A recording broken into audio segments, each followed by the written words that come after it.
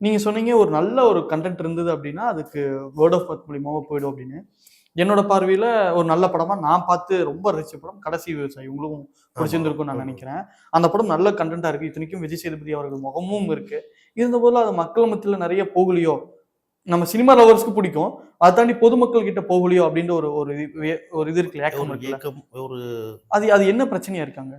அந்த கடைசி விவசாயி படத்துல வந்து அ அந்த அந்த அந்த சாரி நான் இத அந்த படம் மட்டும் இல்ல. அந்த ம். மாரி நெறைய படங்கள் சொல்றேன்.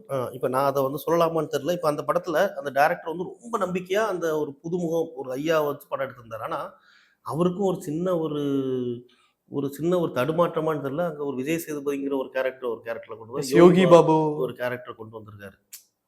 ஸோ, இப்ப அதெல்லாம் இருக்கிறனால தான் அவங்களுக்கு பட்ஜெட். அந்த படத்த அவர் ஐயாவ மட்டும் எடுத்திருந்தாங்கன்னா, அந்த படத்துக்கு கிடைச்ச வியாபார வசூல் வந்து மோர் தேன் ம். பெருசு தான். ம். அங்கீகாரம். அது மாரி ஒரு சினிமாங்கிற வெற்றிங்கிறது, ம். இன்னைக்கு வரைக்கும் நம்ம பேசுற அந்த பேச்சும், பாராட்டும் தான் அதோட வெற்றியா நான் நெனைக்கிறேன். ஆமா. ஒரு வணிக ரீதியா வெற்றி பெறணும்னா, அவங்க சினிமாவுக்கு பதில் வேற ஏதாவது தொழில் பண்ணலாம்.